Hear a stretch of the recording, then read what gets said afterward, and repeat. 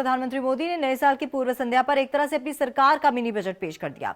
इसकी वजह शायद ये रही कि कुछ दिनों में चुनाव आचार संहिता लग सकती है। साथ ही ये कोशिश नोटबंदी से हुई परेशानी पर हुए कुछ मरहम लगाने की भी है। प्रधानमंत्री ने अपने संबोधन में नोटबंदी के दौरान हुई दिक्कतों को झेलने और बैंक कर्मियों को दिन रात काम करने के लिए धन्यवाद किया। साथ ही उन्होंने किसानों, छोटे कारोबारियों, बुजुर्गों और महिलाओं के लिए तमाम योजनाओं का ऐलान भी किया। प्रधानमंत्री नरेंद्र मोदी को भी नोटबंदी के दौरान जनता को ही दिक्कतों का पूरा एहसास था। भारत के 125 करोड़ नागरिक, इसीलिए जब उन्होंने 31 दिसंबर 2016 को शाम 7:30 बजे अपना संबोधन शुरू किया तो देश की 125 करोड़ की आबादी का आभार जताया। उन्होंने बैंक कर्मियों का भी आभार जताया और कहा कि जिन बैंक कर्मियों और सरकारी कर्मचारियों ने इस मौके का फायदा उठाने की कोशिश की है उन्हें भी बख्शा नहीं जाएगा। उन्होंने टैक्स चोरों पर सख्त बयान दिया। देश में सिर्फ और सिर्फ 24 लाख लोग ये स्वीकारते हैं कि उनकी आय 10 लाख रुपये सालाना से ज्यादा है। क्या किसी देशवासी के गले ये बात उतरेगी? अपने भाषण में मोदी ने एक तरह से मिनी बजट ही पेश कर दिया। उन्होंने कुछ नई योजनाओं का ऐलान किया।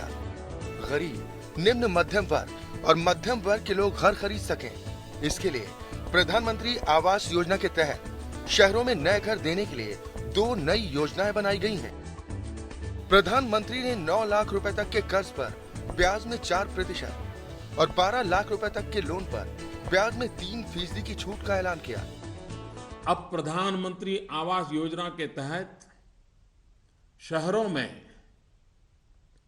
इस वर्ग को नए घर देने के लिए 2 नई स्कीमें बनाई गई हैं।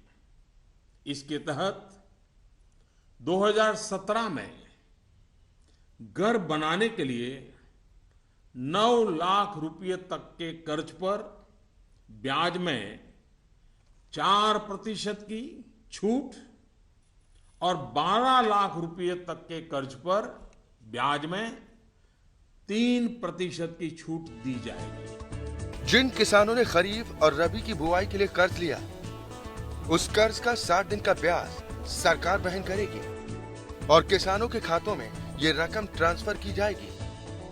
अगले 3 महीने में 3 करोड़ किसान क्रेडिट कार्डों को रुपे कार्ड में बदला जाएगा।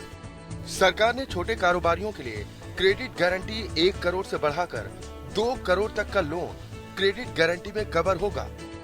उन्होंने बुजुर्गों और महिलाओं के लिए भी योजनाओं का ऐलान किया।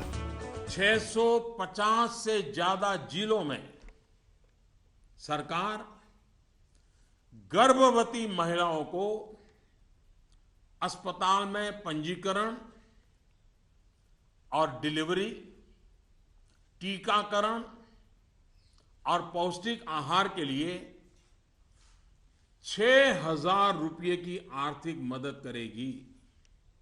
ये राशि गर्भवती महिलाओं के अकाउंट में ट्रांसफर की जाएगी। प्रधानमंत्री मोदी ने देश के युवाओं से, व्यापारी वर्ग से, किसानों से आग्रह किया कि भीम ऐप से ज्यादा जुड़ें। भ्रष्टाचार और काले धन के खिलाफ इस लड़ाई को हमें रुकने नहीं देना। Bureau report, APN।